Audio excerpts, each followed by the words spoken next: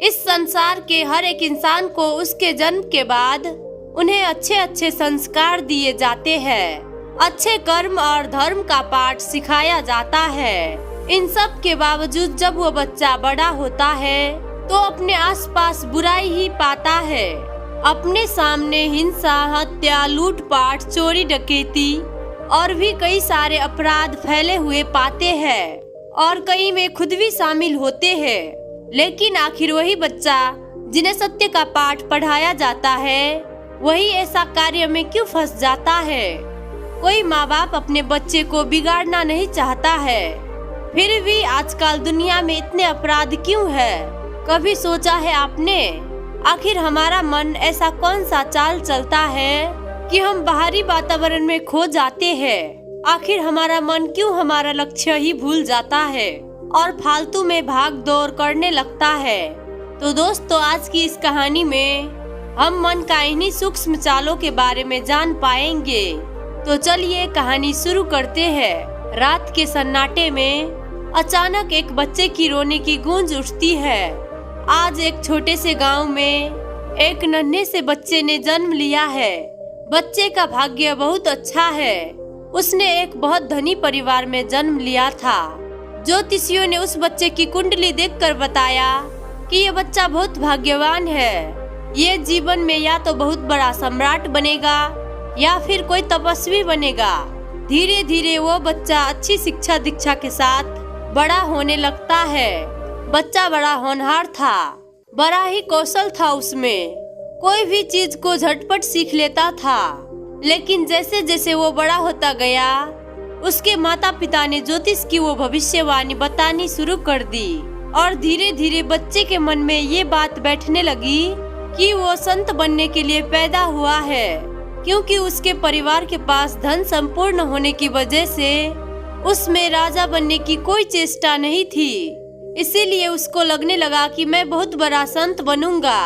उसके माता पिता को ये सोचकर कभी कभी दुख होता था कि सच में हमारा बेटा किसी दिन कोई संत ना बन जाए। वो उनका एकलौता पुत्र था, उसके अलावा उनकी कोई संतान नहीं थी। धीरे धीरे बच्चे का मन खेल कूद से हटकर ध्यान साधना में लगने लगा। अब वो घंटों संतों की बातें सुनता रहता और ध्यान साधना करता रहता। उसने अपना बचपन का पूरा समय इसी तरीके से बिताना शुरू कर दिया। नगर के सब लोग उस बच्चे से बहुत प्रभावित थे। वो उस बच्चे की मुखमंडल को देखते और बातों को सुनकर कहते कि वाह भाई, तुम तो बहुत बड़े ज्ञानी हो। तुम एक दिन जरूर इस संसार में अपना ज्ञान फैलाओगे। लोगों में तुम्हारी बहुत प्रतिष्ठा होगी, बहुत मान होगा। ये सुनकर वो बच्चा कहता, नहीं महाशय, मैं कोई बड़ा आदमी नहीं बनना चाहता, क्योंकि अपने आप को ज्ञानी समझना भी अहंकार का ही एक रूप होता है। मैं अहंकारी नहीं हूँ, मुझ में अहंकार नहीं बचा। ये कहना भी एक अहंकार होता है। ये सुनकर सुनने वाले लोग भी सुनते ही रह जाते थे। एक बच्चा इतनी गहरी बात कर रहा है और वे उसकी जय जयकार लगाते हुए अपने घर लौट जाते थे। ऐसे ही समय बीतता रहा और वो बच्चा अब नौजवान युवक बन चुका था। एक दिन उसने अपने पिता से जाकर कहा, अब मैं संन्यास लेना चाहता हूँ। मैं पूर्ण रूप से अपना घर त्याग करना चाहता हूँ। ये सुनकर उसके पिता अवाक रह गए। आंखों में आंसू झरझर कर गिरने लगे। उसकी माता भी खड़ी थी। वो दौड़कर अपने बेटे से लिपट गई और उससे लिपटकर रोने लगी कि बेटे, तुम अपने माँ बाप को छोड़कर चले जाओगे। तुमने कुछ नहीं सोचा कि तुम्हारे माँ बाप कैसे जिंदा रहेंगे। इस पर वो नौजवान युवक कहता है कि माता, मैंने इस लोक कल्याण के लिए जन्म लिया है। मैं सबकी सेवा करना चाहता हूँ। मैं सबको ज्ञान का मार्ग दिखाना चाहता हूँ। अगर मैं आपके पास रहता हूँ तो मैं इन संसार के लोगों से पूर्ण रूप से कभी नहीं मिल पाऊंगा। उसके माँ बाप ने अपने कलेजे पर पत्थर रखकर बेटे को भिक्षु बनने के लिए दीक्षा दे दी। वो अपना घर त्याग कर पास के ही संघ में रहने लगा और ध्यान अभ्यास करने लगा। धीरे धीरे लोगों में वो पहले से ही प्रसिद्ध था और इस बात को सुनकर कि वो बच्चा भिक्षु बन चुका है, लोग उसको और ज्यादा मानने लगे। रोज शाम को लोग उसका उपदेश सुनने के लिए पहुंच जाते थे। सब कुछ तब तक सही चल रहा था जब तक उस नगर में एक और विद्वान भिक्षु नहीं आया। दूसरा भिक्षु बहुत ही अद्भुत था। वो अपनी बातों से कम लेकिन क्रियाओं से ज्यादा ज्ञान देता था, इसीलिए उसकी बातें लोगों पर ज्यादा चोट करती थी। धीरे धीरे पूरे नगर में ये बात फैल गई कि नगर में एक बहुत ही विद्वान भिक्षु आया है, जो हमारे इस भिक्षु से भी ज्यादा विद्वान है। चलो उसके पास चलते हैं, उसका उपदेश सुनते हैं। ये भिक्षु तो हमारे अंदर कुछ बदल नहीं पाया, शायद वही भिक्षु बदल दे। और ये कहकर सभी लोग जो वो भिक्षु के पास शाम को आते थे, उस दूसरे भिक्षु के पास जाने लगे। धीरे धीरे इस नौजवान भिक्षु का उपदेश सुनने के लिए कोई भी नहीं बचा। इस बात से भिक्षु परेशान रहने लगा। अब उसके पास कोई भी नहीं आता था। वो अकेला बैठा रहता और सोचता रहता कि ऐसा उस भिक्षु के पास क्या है जो मेरे पास नहीं है। और एक दिन ऐसे ही उसने निश्चय किया कि वो जाकर उसका उपदेश सुनेगा कि ऐसा वो क्या ज्ञान देता है जो लोग मेरे पास से उठकर उसके पास चले जाते हैं। और ये सोचकर वो एक दिन उपदेश सुनने के लिए पहुंच जाता है।